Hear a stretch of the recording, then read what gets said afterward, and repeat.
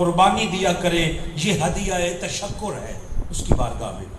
ان شانئک ھو الابتر، بے شک آپ کا دشمن ہی بے نسل اور بے نام و نشان رہے گا۔ یہ ہے قرآن کا ترجمہ اور یہ ہے آیت اور ترجمہ۔ یاد رکھنا دوستو، ایک ترجمہ ہوتا ہے، ایک تفسیر ہوتی ہے۔ ترجمہ لفظوں کا پابند ہوتا ہے، ترجمہ لفظوں کا پابند ہوتا ہے۔ اس لیے آپ کوئی بھی ترجمے اٹھا کے پڑھ لیں، بس 2-4 لفظوں کے ہیر پھیر سے مطلب وہی نکلتا ہے۔ ترجمے میں ڈنڈی ماری نہیں جا سکتی، بس تھوڑی سی 1000 کوشش بھی کر لیں تو پھر آ جا کے مطلب وہی نکلنا پڑے گا۔ ترجمے کا انکار کفر ہے، ترجمے کا انکار کفر ہے۔ تفسیر لکھنے والے کی ذاتی رائے ہوتی ہے، اور کسی کی ذاتی رائے کے ساتھ اختلاف کرنے والا کافر نہیں ہوتا۔ میں آپ سے ہی بات کرنا چاہتا ہوں، ولی کے ساتھ بھی اختلاف کر لو تو کافر نہیں ہوتے۔ کفر ہونے کے لیے ضروری ہے کہ یا اللہ سے اختلاف کرو یا اس کے رسول سے اختلاف کرو۔ بندوں کا اختلاف کافر نہیں بناتا، کفر تک لے کے نہیں جاتا۔ اس سبق کو یاد رکھیے۔ یہ جو کہتے ہیں نا فلاں بھی کافر فلاں بھی کافر، انہوں نے گھر کی کھیتی بنا رکھی ہے۔ اور ویسے بھی آپ کے دروازے پہ کوئی سائل آ جائے، آپ اس کو کیا اٹھا کے دیتے ہیں؟ جو آپ کے گھر میں پڑا ہو۔ اندر ہی کفر ہو تو زبان سے کفر کے علاوہ نکل کیا سکتا ہے؟ بھئی اللہ کے ولیوں کے پاس کوئی جائے تو کافر بھی چلا جائے تو مسلمان ہو کے نہیں آتے؟ کیوں؟ ان کے اندر میں کفر نہیں پڑا ہوا، ایمان ہی ایمان ہے۔ وہ جب بھی سائلین کو تقسیم کرتے ہیں تو ایمان تقسیم کرتے ہیں۔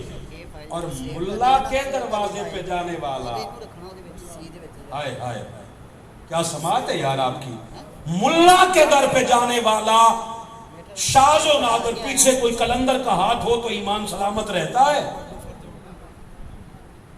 حضور سلطان العارفین نے فرمایا تھا ایمان سلامت ہر کوئی منگے، عشق سلامت کوئی۔ تفسیر کے اندر اختلاف ہو سکتا ہے اور اس کا انکار کافر نہیں بناتا، کفر تک لے کے نہیں جاتا۔ کئیوں نے جو ترجمہ کیا ہے اس کی تفسیر میں ترجمہ ایک ہی ہے، اسی کے ساتھ جا کے گھر جا کے پڑھ لیں۔ 7 8 10 مترجمین کے قرآن پاک آپ کو مل جائیں، آپ کو خدا کا واسطہ 1 ہفتہ تو اس ریسرچ پہ لگا دیں، آپ کو پتہ چلے گا ترجمہ سب کا ملتا جلتا ہی ہوگا، بالکل ملتا جلتا۔ کہاں ڈنڈی ہوگی؟ تفسیر میں۔ کسی نے کہا جی کہ کوثر سے مراد نہر جنت ہے، کسی نے کہا حوض کوثر ہے، کسی نے کہا نبوت و حکمت ہے۔ لفظ چونکہ وقت کم ہے مجھے بہت سارا سمیٹنی ہے بات کو۔ کسی نے کہا فضائل و معجزات ہے، کسی نے کہا اصحاب و اتباع اور امت کی کثرت ہے، کسی نے کہا اس سے مراد کوثر سے مراد رفعت ذکر ہے، کسی نے کہا دنیا اور آخرت کی نعمتیں مراد ہیں، کسی نے کہا نصرت الہیہ ہے، کسی نے کہا کثرت فتوحات ہیں، کسی نے کہا قیامت کے دن حضور کا مقام محمود اس سے مراد ہے، کسی نے کہا مصطفیٰ کی شفاعت عظمیٰ اس سے مراد ہے، کسی نے کہا اس کوثر سے مراد اسلام ہے۔ یہ مختلف ہیں، مگر میرا سوال اور ہے۔ میں سوال یہ کرنا چاہتا ہوں، آپ مفسرین کی ساری جتنی تفسیریں ہوئی سب کو سلام ہے بھائی۔ ایسے کل کو کوئی کہے کہ فاروقی صاحب نے کسی کے ساتھ اختلاف کیا ہے، نہیں، جس نے جو بھی کیا بسم اللہ سلام ہے۔ آپ کی طرف سے بھی اگر آپ کہیں تو میں سلام عرض کر دوں۔ چلو مسکراہٹ بتا رہی ہے کہ آپ بھی کہتے ہیں۔ آپ کی طرف سے بھی سارے ہارون آباد کی طرف سے سلام ہے سارے مفسرین کو۔ میں کہتا ہوں، یہ 2 سید میرے سامنے بیٹھے ہوئے ہیں، باقی علامہ مدثر صاحب ہیں، ہمارے معززین ہیں آپ سارے، میرا یہ جملہ لے جائیں، اس 1 ہفتے میں ترجمے کو چھوڑ دیں۔ جو مولوی ملے اس سے کہیے سورہ کوثر کا شان نزول بتا۔ آپ بولیں سلامت رہیں، آپ سلامت رہیں جی۔ شان نزول بتا۔ وہ کہیں گے مصطفیٰ کریم علیہ السلام کا بیٹا فوت ہوا، حضور کے صاحبزادے فوت ہو گئے، اللہ کی مرضی ہے، موت کسی کی مرضی سے آتی ہے۔ حضور چاہتے، حضور کے غلاموں کا یہ حال ہے کہ ایک ہی بیٹا ہے، خود تھے اس کی مستغرق تھے. یہ حضور خواجہ محمد غوث صاحب انہوں نے لکھا ہے تذکرہ غوثیہ میں، کہتے کوئی اللہ کا ولی تھا، ایک ہی بیٹا تھا، خود مستغرق تھے اس کی یاد میں. بیٹا بیمار ہو گیا، مستغرق ہے بندہ، اس کے وہ تو حالت استغراق میں بیٹھا ہے، اس کو کیا لگے کوئی بیمار ہے کیا ہوا. بیوی کی روٹی پوری ہوئی ہے نہیں ہوئی، وہ تو بیچارہ وہاں مست بیٹھا ہے، اسے کیا خبر. بیوی نے آ کے ایک بار سمجھایا، 2 بار کہا، اللہ کے بندے اس کا کوئی خیال کر، نہیں توجہ ہی ادھر تھی.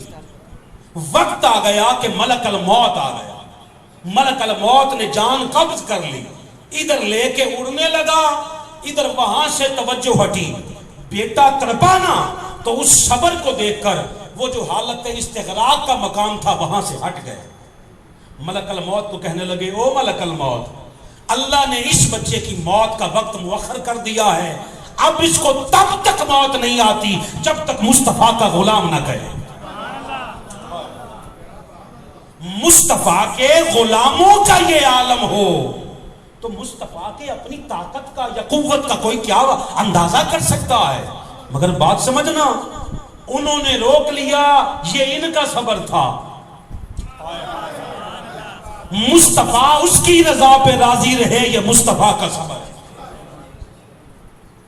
حسین جس کے قدموں سے ولایت چوم کے عطا ہوتی ہے، اس حسین نے علی اصغر اپنے ہاتھوں پہ اٹھا کے دیا. کیوں؟ کرامت نہیں دکھانی تھی، رضا پہ راضی رہنا دکھانا تھا. مصطفیٰ خاموش رہے. ایک بیٹے کی وفات، دوسرے کی. اوس بن وائل ایک بدبخت تھا، اس نے تانا دے دیا، کہتا دیکھ لو تمہاری جان ابھی مصطفیٰ سے محمد سے چھوٹنے والی ہے، اولاد ہے کوئی نہیں، بے نسل ہے. مصطفیٰ کو بے نسل کہہ دیا. اللہ کو کہاں گوارا ہوتا ہے شاہ صاحب قبلہ؟ اللہ کو کہاں گوارا ہے؟ اللہ پاک نے فرمایا محبوب انا آتیناک الکوثر. میں شاہ صاحب کے آنے سے پہلے جو بات کر رہا تھا میں ایک بار پھر دوہرا دوں. سورہ کوثر کا ترجمہ جا کے نہیں دیکھنا، شان نزول پوچھنا. شان نزول بتائیے کیوں نازل ہوئی؟ شان نزول یہ ہے کہ جب بیٹا فوت ہوا مصطفیٰ کریم علیہ السلام کا، کسی نے تانا دے دیا بے نسل ہیں، فرمایا محبوب نے انا آتیناک الکوثر، ہم نے آپ کو کثرت عطا کی ہے. کثرت کا مطلب تو ہارون آباد والے بڑی اچھی طرح سمجھتے ہیں، کثرت ایک کو نہیں کہتے، کثرت زیادہ کو کہتے ہیں. ہم نے آپ کو کثرت عطا کی ہے، پھر بس آپ کا کام یہ ہے اس والا معاملہ مجھ پہ چھوڑ.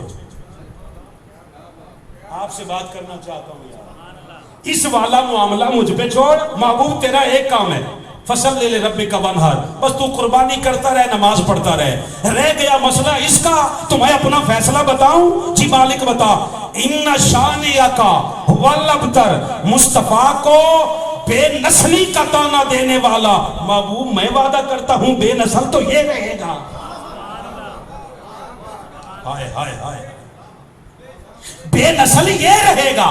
اب مجھے بات ہے جو میں آپ سے عرض کرنا چاہتا ہوں، ہارون آباد کا وہ پچھلی صف میں بیٹھا ہوا ایک بچہ بھی یہ سوال کرے جا کے اپنے مسجد کے قریبی مولوی سے یا پھر ہارون آباد کے کسی بڑے پیٹ والے ملا سے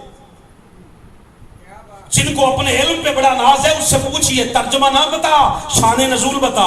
وہ کہے گا، اس سے پوچھئے کوثر سے مراد کیا ہے، وہ کہے گا نہر جنت ہے.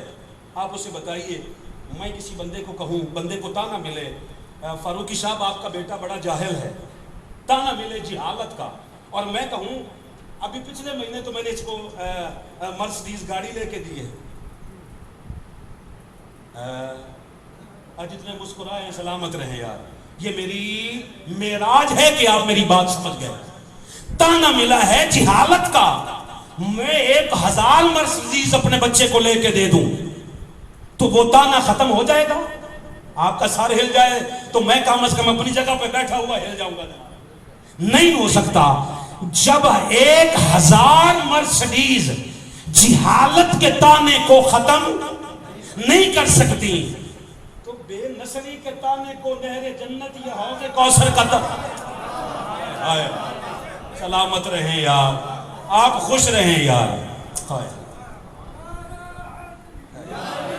یا علی تو ذرا کھل کے کہہ لیا کرے، آج علی کی زوجہ کی عزت کا سوال ہے. بات سمجھیں ذرا. تانا ہے کہ بے نسل رہے گا. حضرت صاحب آپ کہتے ہیں حوض کوثر ملے گی, نہر جنت ہے, بابا سب کچھ ہے, مگر یہ بتا تانا جس بات کا ہے وہ ہے جہالت کا. میں کہوں گاڑی لے کے دی ہے, لوگ مجھے بے وقوف سمجھیں گے. سوال گندم جواب چنا. سوال کیا ہے, جواب کیا دے رہے ہیں فاروقی صاحب؟ یہ بات تو نہیں, ہم نے کہا جاہل ہے. آپ بتائیے یار, میں کوشش تو بڑی کرتا ہوں کہ بچہ پڑھ لکھ جائے, مگر یہ تو جواب بنتا ہے. اللہ نے کہا محبوب یہ بے نسل رہے گا, ہم کہتے ہیں نہر جنت دی اللہ نے, مقام محمود دے دیا ہے سچ, مگر خدا کا واسطہ تمہیں بتانا پڑے گا. اچھا بھئی مصطفیٰ کی اولاد اس سے مراد ہے, تو بتا تجھے اس قرآن کے ایک ایک حرف کی قسم, مصطفیٰ کی اولاد کہاں سے شروع ہوئی؟ مصطفیٰ کی اولاد کہاں سے شروع ہوئی؟ اللہ نے کہا نظام نہ چینج کروں سارا, اگر مصطفیٰ تیری خاطر کائنات کا نظام نہ بدلوں تو میں رب کیسے؟ فرمایا ہر ایک کی نسل بیٹے سے, مصطفیٰ کی نسل بیٹی سے. مصطفیٰ کی نسل بیٹی سے. جب نسل میں, شاہ صاحب آپ کے لیے ایک بات کہنا چاہتا ہوں, جب نسل میں ایک جیسے نہیں تو اصل میں مصطفیٰ جیسے کیسے ہو جاؤ گے؟ ہائے ہائے ہائے. اس لیے میں نے سادات سے کہا, میرے سارے پروگرام پورے سال کے جو 365 دنوں میں ہوتے ہیں نا, اس میں زیادہ تر سادات کے میرے پروگرام ہیں. اور میں نے سیدوں کی میزبانی میں بیٹھ کے کہا کبھی خوش نہ ہوا کرو, علوی سید نہیں ہوتے.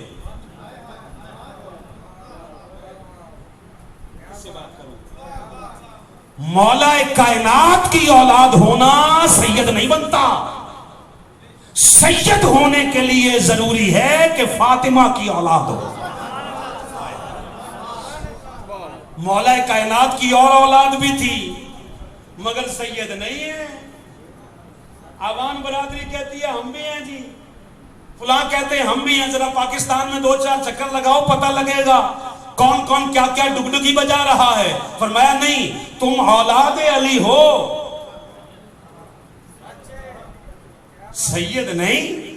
سید ہونے کے لیے ضروری ہے کہ یہاں رگوں میں شیر بطول ہو. چونکہ اب کاظمی ہے تو بطول کا صدقہ, کوئی نقوی ہے تقوی ہے, کوئی جس کا کاظمی ہے, کوئی بخاری ہے, کوئی کچھ بھی ہے, وہ اس کی وجہ ایک ہے, سیدہ کائنات کے اس نسبت اور اس شیر کی وجہ سے پہچان حضور کی بیٹی. اللہ اکبر, ہائے ہائے ہائے. اس لیے اب ایک لفظ اگلی سمجھاؤں آپ کو. یہ تو میں تو ایک لفظ پہ بیٹھا رہ گیا تو پھر اسی پہ الجھتا رہا اور بات سمجھاتا رہا. یاد رکھنا, جس کے نام کے ساتھ عالمین لگ جائے, تسلی کے ساتھ سمجھ لیں, جس کے نام کے ساتھ عالمین لگ جائے, اس کے ساتھ بغض آ جائے دل میں, پچھلے سارے اعمال ضائع ہو جاتے ہیں. یہ میرا دعویٰ ہے, میں دلیل دے دیتا ہوں. سب سے پہلے عالمین کا لفظ لگا اللہ کے ساتھ. اللہ رب العالمین ہے. اللہ بولیے بھائی, الحمدللہ رب العالمین. اللہ عالمین کا رب ہے. شیطان جب الجھا تھا تو عمل نہیں تھے اس کے پاس, سجدے نہیں تھے. اینج نہ سنو, اینج سنو سرکار, اینج اکھاں چکھا پا کے, سجدے نہیں تھے اس کے پاس. نمازیں تھی, رکوع تھے, سجدے تھے. اس کے پاس تعداد سجدوں کی زیادہ تھی, مگر جس کے ساتھ عالمین کا لفظ لگا اس کے ساتھ الجھ پڑا.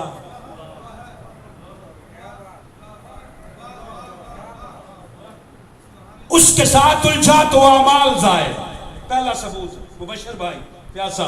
دوسرا ثبوت رحمت للعالمین ہے مصطفیٰ.